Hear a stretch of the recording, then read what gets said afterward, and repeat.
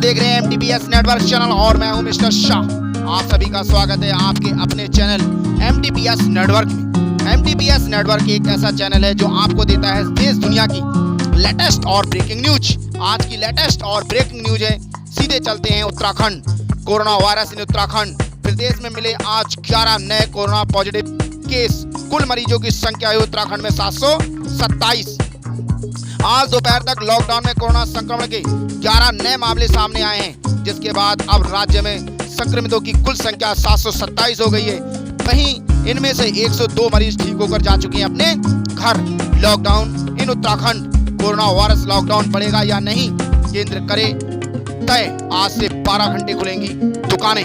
आज देहरादून के 7 और टिहरी के 4 लोगों में कोरोना संक्रमण मिला है। देहरादून के ये 7 मरीज संक्रमित आड़ती से संपर्क में आने से संक्रमित हुए थे।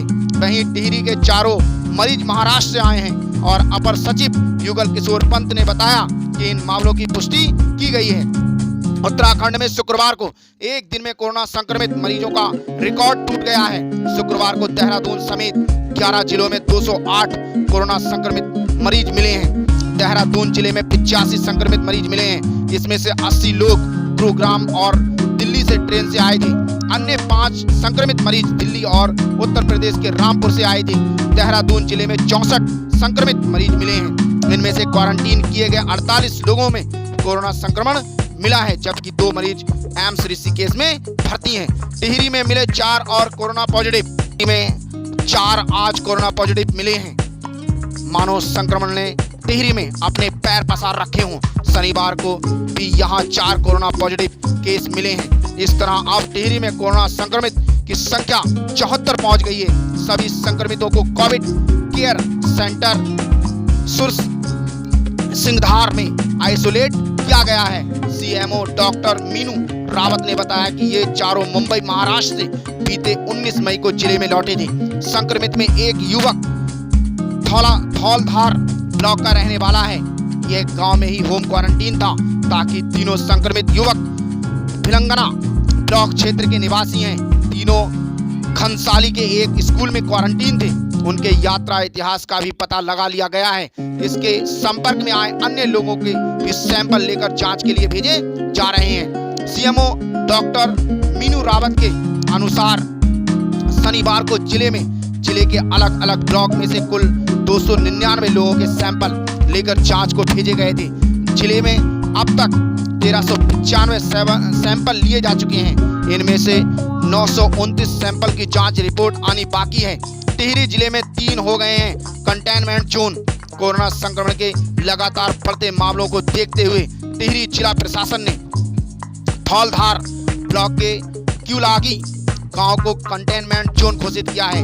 गांव को सीलबंद कर दिया गया है। पुलिस और प्रशासनिक अधिकारियों के अलावा गांव में अन्य बाहरी व्यक्तियों का आवागमन पूरी तरह से प्रतिबंध किया गया है। जिले में कंटेनमेंट जोन की संख्या बढ़कर अब 3 हो गई है और क्यूलागी गांव के एक युवक में शनिवार को कोरोना संक्रमण की पुष्टि हुई है। 38 वर्षीय युवक महाराष्ट्र मुंबई से 19 मई को जिले की सीमा मुनि की रेती में पहुंचा था, जहां से वह अगले दिन अपने क्यूलागी गांव पहुंच गया था। उसे गांव में होम क्वारंटीन किया गया था। 24 मई को संक्रमण की जांच के लिए उसका सैंपल लिया गया था। जांच रिपोर्ट में युवक कोरोना पॉजिटिव पाया गया है।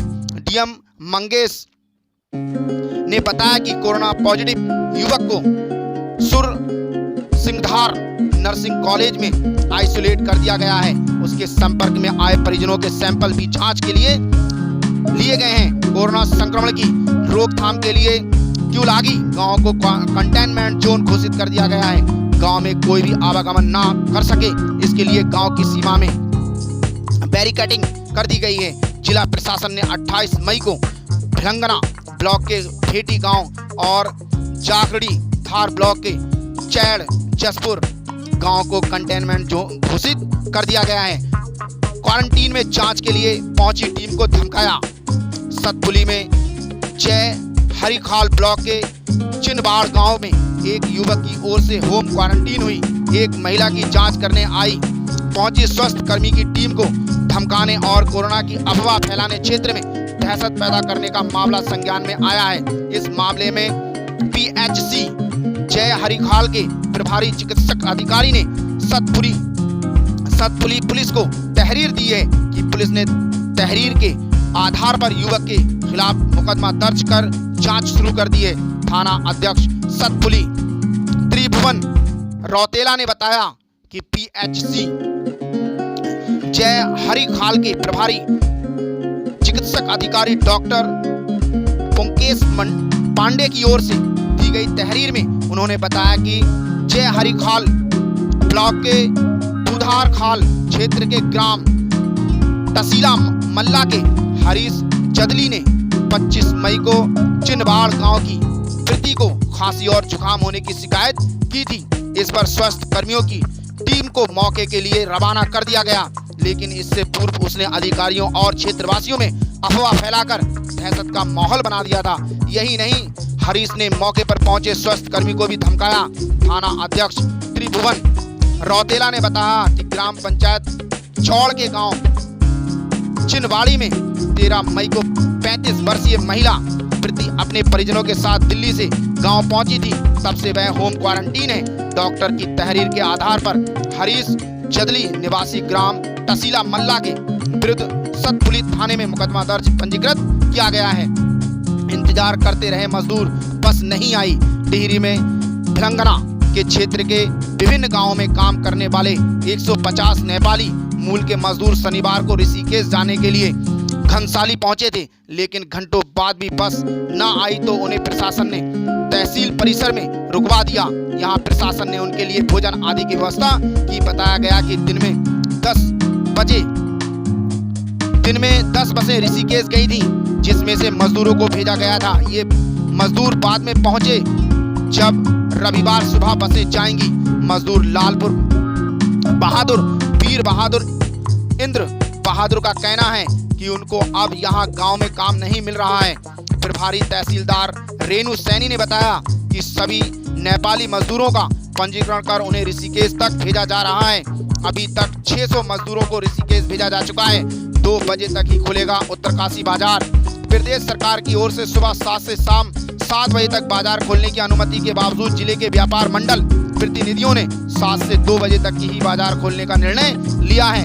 यमुना घाटी व्यापार प्रतिमंडल के जिला अध्यक्ष कबूल पवार ने कहा कि बाजार के समय को लेकर संगठन ने नौगांव, बड़कोट और पुरौला, मौरी, आराकोट आदि क्षेत्रों के व्यापारियों से सुझाव लिए थे, जिस पर सभी ने कोरोना संक्रमण के बढ़ते खतरे को देखते हुए बाजार को सुबह 7 से दोपहर 2 बजे तक ही खोलने पर सहमति जताई है। वहीं चिन्याली सौड़ के व्यापार मंडल अध्यक्ष कृष्णा नौटियाल ने कहा कि उत्तरकाशी समेत तमाम पर्वतीय जिलों में कोरोना संक्रमण के मामले तेजी से बढ़ रहे हैं। ऐसे में मुख्य बाजार बड़ेथी और पीपल मंडी आदि क्षेत्रों के व्यापारियों ने हालात सामान्य होने तक सुबह 8 से दोपहर 2 बजे तक ही बाजार खोलने का निर्णय लिया है। सुबह 7 बजे से 7 बजे तक खुलेंगी दुकानें। कोट द्वार में भी अब दुकानें सुबह 7 से 7 लेकर 7 बजे तक खुली जाएंगी। शासनादेश जारी होने के बाद अब डीएम ने इस संबंध में निर्देश जारी कर दिए हैं। हंगामा करने पर कोरोना पॉजिटिव युवक सहित कुल 3 प्रवासियों के खिलाफ मुकदमा दर्ज कर लिया गया है। उत्तरकाशी में बीती देर रात को जिला अस्पताल के आइसोलेशन वार्ड में हंगामा करने पर पुलिस ने एक कोरोना पॉजिटिव युवक सहित कुल 3 प्रवासियों के खिलाफ मुकदमा दर्ज किया गया है। जानकारी के अनुसार बीती शुक्रवार रात करीब 12 बजे आइसोलेशन वार्ड में भर्ती कुछ प्रवासियों ने अव्यवस्थाओं को लेकर हंगामा किया था। प्रवासियों ने आरोप लगाया कि अस्पताल प्रशासन द्वारा कोरोना संक्रमितों को स्वस्थ लोगों के साथ रखा जा रहा है, साथ ही नियमित रूप से बेड का सैनिटाइजेशन कराने और रिपोर्ट जारी करने आदि कार्यों में भी लापरवाही बरती जा रही है। इन सभी शिकायतों को लेकर उन्होंने मोबाइल से वीडियो बनाकर सोशल मीडिया पर भी वायरल की। इस बीच हंगामे के कारण मची अफरा तफरी को देखते हुए अस्पताल प्रशासन ने पुलिस में शिकायत दर्ज की, जिसके आधार पर पुलिस ने एक कोरोना पॉजिटिव युवक समेत कुल 3 प्रवासियों के खिलाफ विभिन्न धाराओं के मुकदमा दर्ज कर लिया है। जिला अधिकारी ने दिए क्वारंटीन सेंटर का निरीक्षण करने के निर्देश। वहीं देहरादून जिला अधिकारी डॉक्टर आशीष कुमार श्रीवास्तव ने अधिकारियों को क्वारंटीन सेंटर का निरीक्षण करने के लिए निर्देश जारी कर दिए हैं। उन्होंने कहा कि अधिकारी ठहरे लोगों से फीडबैक लें, अगर कहीं कोई समस्या या कमी हो तो तत्काल उसका निस्तारण करें। क्वारंटीन सेंटर में पत्नी के साथ मारपीट। देवप्रयाग में शुक्रवार को क्वारंटीन सेंटर में रह रहे एक व्यक्ति ने भोजन देने आई पत्नी के साथ मारपीट की, तो वहीं दुबई से पहुंचे एक व्यक्ति ने क्वारंटीन होने के बजाय अपने गांव पहुंचकर शराब पीकर हुड़दंग किया। इस पर पुलिस ने दोनों के खिलाफ लॉकडाउन, क्वारंटीन और सामाजिक दूरी के नियमों के उल्लंघन के आरोप में मुकदमा दर्ज किया है। श्रमिकों ने मानदेय न मिलने पर काटा हंगामा, पुलिस की बाइक में कर दी तोड़फोड़। देहरादून के औद्योगिक क्षेत्र सेलाकुई स्थित डिक्सन कंपनी में तैनात श्रमिकों ने बीते माह का मानदेय न मिलने पर कंपनी गेट पर जमकर हंगामा काटा।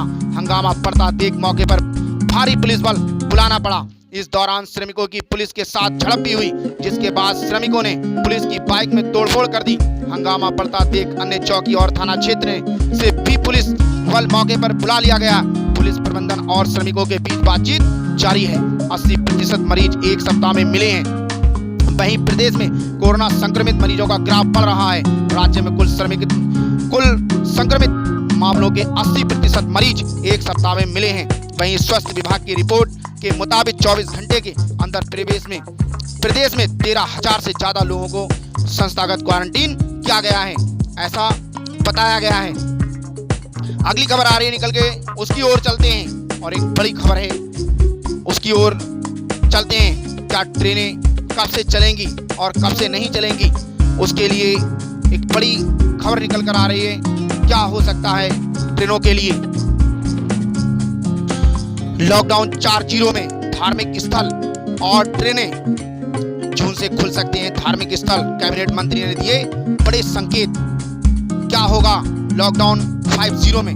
लॉकडाउन के कारण उत्तराखंड में पिछले 2 महीने से बंद पड़े धार्मिक स्थलों को लॉकडाउन 4 समाप्त होने के बाद 1 जून से श्रद्धालुओं के लिए खोला जा सकता है। शहरी विकास मंत्री एवं शासकीय प्रवक्ता मदन कौशिक ने इसके संकेत दिए हैं। लॉकडाउन शुरू होने के साथ ही सभी धार्मिक स्थलों को भी बंद कर दिया गया था। करीब 2 महीने से मंदिरों, मस्जिदों, धार्मिक गतिविधियां पूरी तरह से बंद हैं। इस बार नवरात्र और अन्य ईद पर्वों पर, या ये कह सकते हैं रमजान के महीने पर, सारी मस्जिदों या कह सकते हैं मंदिरों में सन्नाटा पसरा रहा है। केवल सुबह 7 शाम की देखी जाए पूजा की जाती थी। पिछले दिनों सरकार ने पुजारियों को थोड़ी राहत देते हुए अनुष्ठान की अनुमति दी थी। अब शुक्रवार को अमर उजाला से बातचीत में मदन कौशिक ने कहा कि 1 जून से कुछ शर्तों के साथ धार्मिक स्थलों को खोलने जाने पर विचार किया जा रहा है। 31 मई को इस पर निर्णय लिया जाएगा और आदेश जारी कर दिया गया है। तो उसमें मस्जिद, मंदिर, गुरुद्वारा, ये सारी चीजें खोलने के लिए सहमति दी गई है। शनिवार से हरिद्वार और टिहरी में शाम 7 बजे तक खुलेंगे बाजार, ये भी ऐलान कर दिया गया है। डीएम ने कहा कि अब सुबह 7 बजे से शाम 7 बजे तक बाजार खुल सकेंगी और उसके साथ 1 या 2 जून से धार्मिक स्थल खोलने के भी आदेश जारी कर दिए गए हैं, ऐसा कहा है कौशिक ने। लॉकडाउन 5.0 में क्या रहेंगे संकेत? 30 जून तक बढ़ा लॉकडाउन, 30 जून तक बढ़ा दिया गया है लॉकडाउन। रेस्टोरेंट, धार्मिक स्थल, सैलून खोलने की इजाजत, केंद्र सरकार से इजाजत मिल गई है। 1 जून से 30 जून तक रहेगा लॉकडाउन 5.0। सैलून, रेस्टोरेंट और धार्मिक स्थल खोलने की इजाजत। कोरोना वायरस से निपटने के लिए देश भर में एक बार फिर से लॉकडाउन लागू कर दिया गया है। लॉकडाउन 5.0 की गाइडलाइंस सरकार ने जारी कर दी है।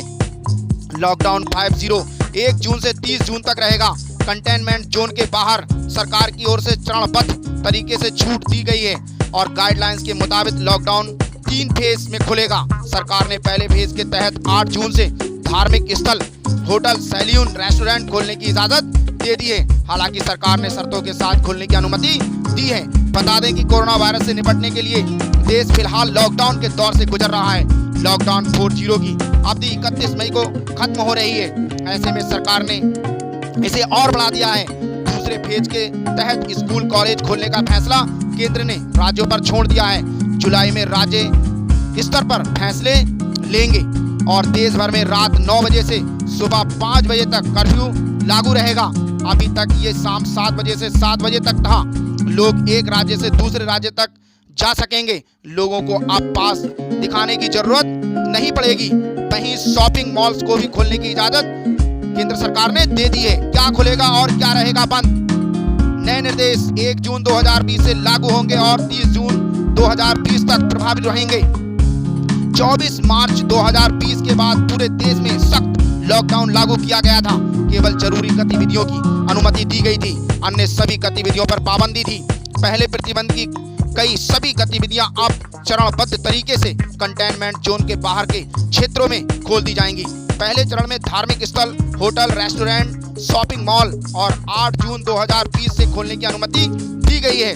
स्वास्थ्य मंत्रालय इसके लिए एक सॉप जारी करेगा और उसमें ये बताया जाएगा दूसरे चरण में राज्यों और केंद्र शासित प्रदेश की इजाजत के बाद स्कूल, कॉलेज खोले जाएंगे। पूरे देश में सीमित संख्या में गतिविधियां प्रतिबंधित रहेंगी।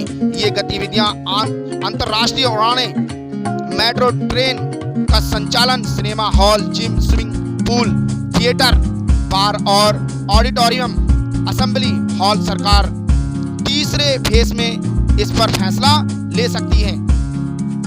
ऐसा केंद्र सरकार ने जारी कर दी अपनी गाइडलाइंस और उस गाइडलाइंस में पूरा उन्होंने विस्तार से ऐलान करके बता दिया है क्या रहेगा खुला और क्या रहेगा खुला और क्या रहेगा बंद, वो भी शर्तों के साथ।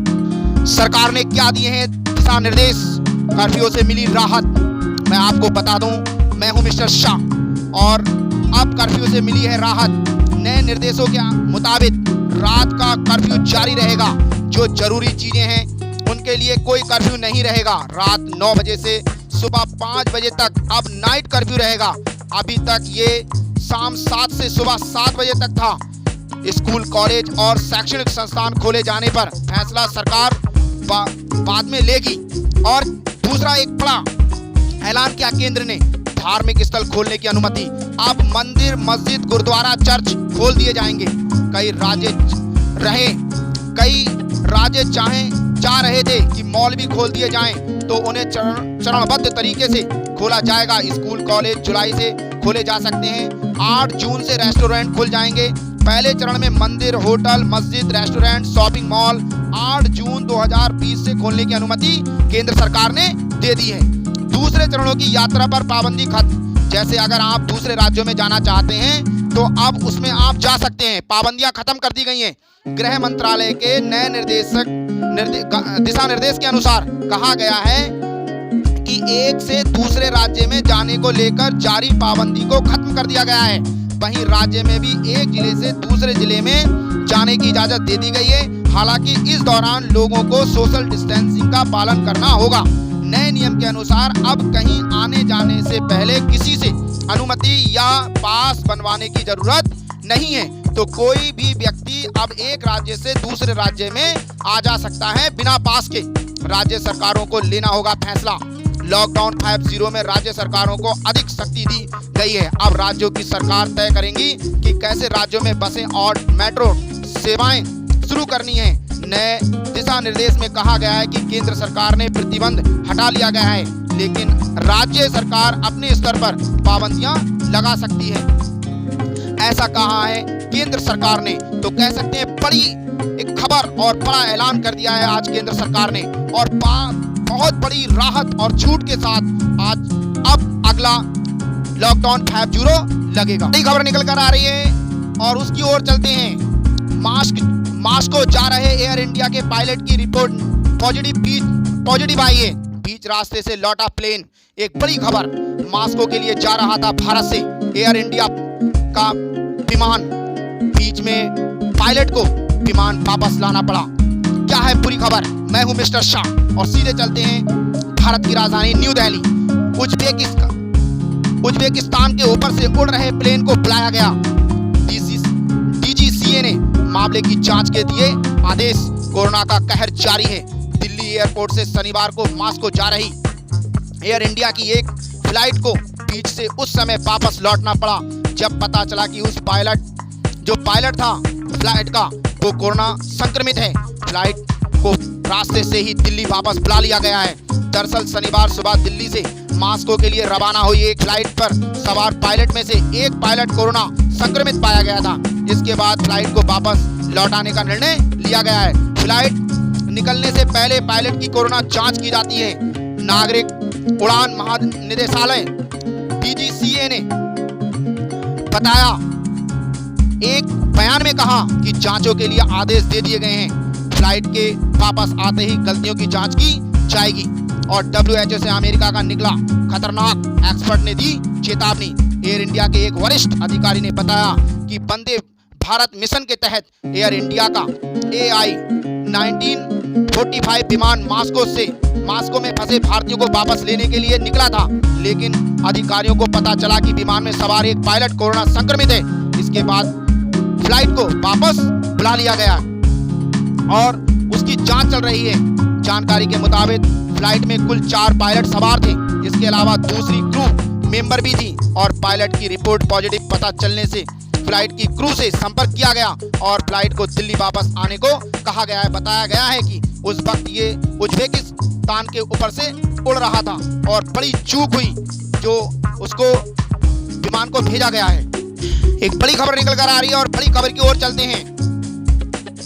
छेड़छाड़ का आरोपी कोरोना पॉजिटिव, जज समेत 11 लोगों को किया क्वारंटीन।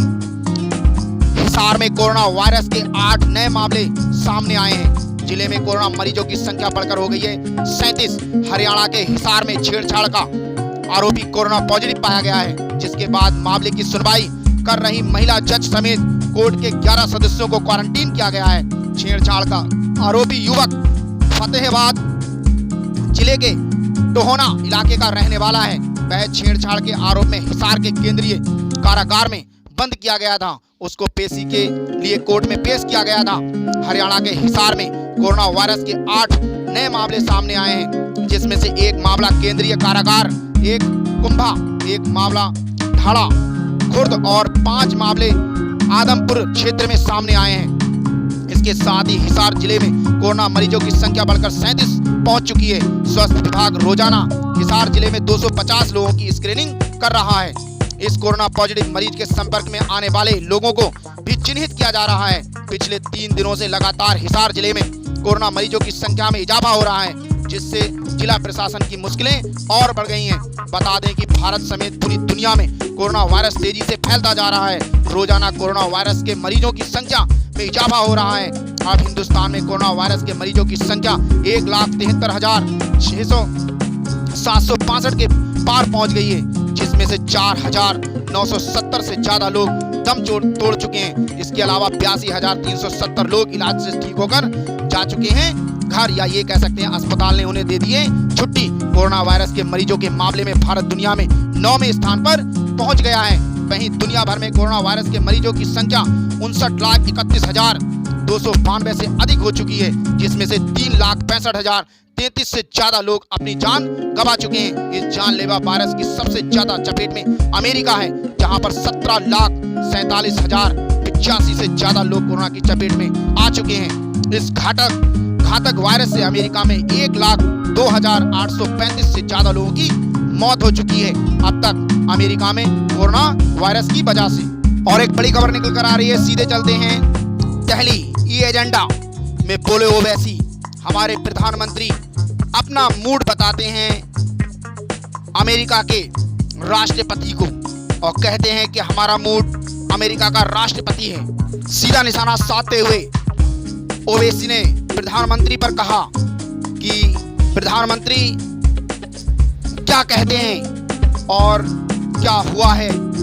इसमें सीधे निशाना साधते हुए प्रधानमंत्री की ओर कहा, ई एजेंडा में बोले ओवैसी, हमारे प्रधानमंत्री अपना मूड देश को नहीं ट्रंप को बताते हैं। ओवैसी ने कहा कि अगर आज मोदी सरकार चीन से बात कर रही है तो बताइए कि आखिर चीन से क्या बात कर रही है, और डोकलाम के मुद्दे पर भी देश से झूठ कहा गया। ऐसा सीधा उन्होंने निशाना साधा। पीएम मोदी पर ओवैसी ने निशाना साधते हुए कहा, ई एजेंडा में शामिल हुए असुद्दीन ओवैसी, मोदी सरकार 2.0 का 1 साल पूरा हो चुका है। इस मौके पर आयोजित आज तक के खास कार्यक्रम ई एजेंडा में ऑल इंडिया मजलिस ए इत्तेहादुल मुस्लिमीन AIM प्रमुख और हैदराबाद के सांसद असुद्दीन ओवैसी ने शिरकत की। और इस दौरान ओवैसी ने प्रधानमंत्री नरेंद्र मोदी पर निशाना साधते हुए सीधे कहा, आज तक के ई एजेंडा में असुद्दीन ओवैसी ने कहा कि जम्मू कश्मीर से अनुच्छेद 370 को हटा दिया जाता है। जम्मू कश्मीर और लद्दाख को अलग केंद्र शासित प्रदेश के रूप में दर्जा दिया जाता है। वहीं लद्दाख में सीमा पर चीन घूम जाता है या घुस जाता है। लद्दाख में कई किलोमीटर की सीमा पर चीन ने कब्जा कर बैठा है और बीजेपी खामोश है। असदुद्दीन ओवैसी ने कहा कि चीन ने कई किलोमीटर भारत के अंदर कब्जा कर रखा है और उसके बाद भी बीजेपी खामोश है। आखिरकार खामोश क्यों है और चीन से क्या वार्तालाप कर रही है बीजेपी और चीन से क्या बात हो रही है, क्यों नहीं बता रहे हैं भारत के प्रधानमंत्री?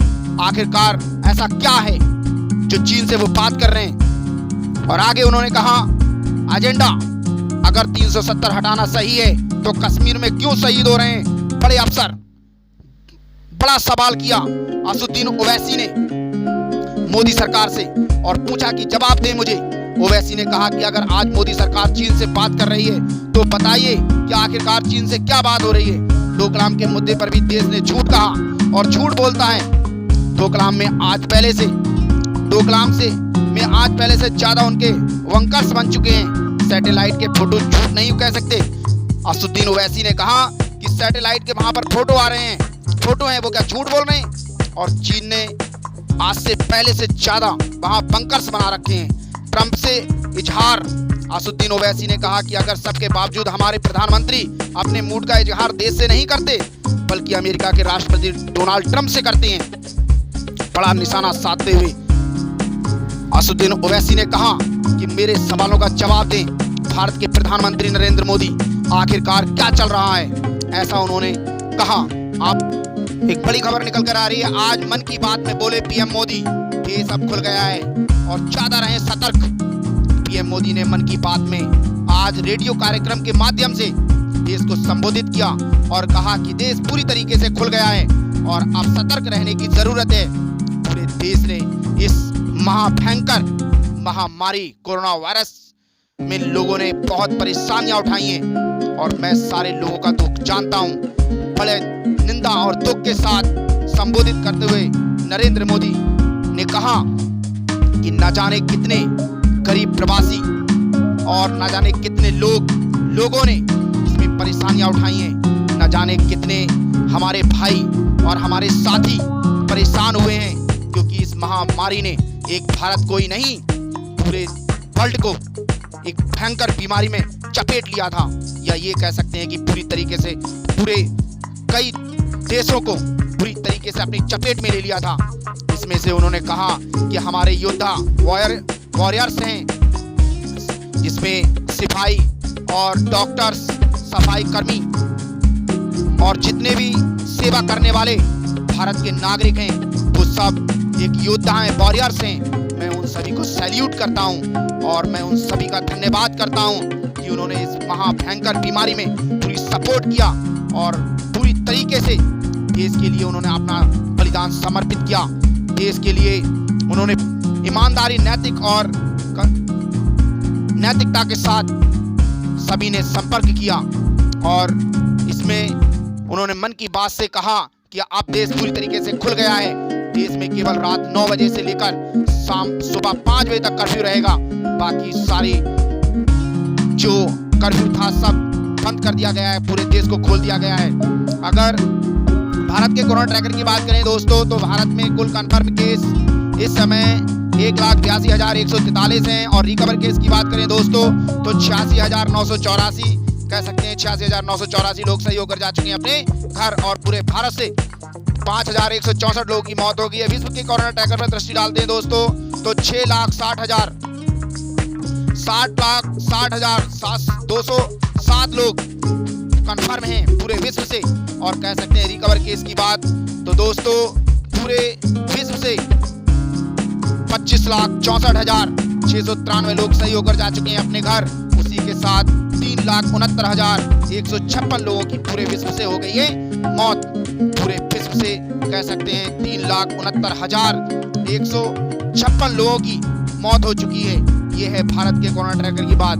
अगर दोस्तों आप सभी को MTPS नेटवर्क चैनल की ये न्यूज पसंद आई हो तो अपने चैनल को कर देना सब्सक्राइब और साथ में बेल आइकन प्रेस कर देना, जिससे आप लोगों के पास देश दुनिया की लेटेस्ट और ब्रेकिंग न्यूज पहुंचती रहे। MTPS नेटवर्क चैनल से जुड़े रहने के लिए आप सभी का धन्यवाद। एक नई लेटेस्ट और ब्रेकिंग न्यूज के साथ फिर उपस्थित होगा, तब तक के लिए मिश्रा सागुती।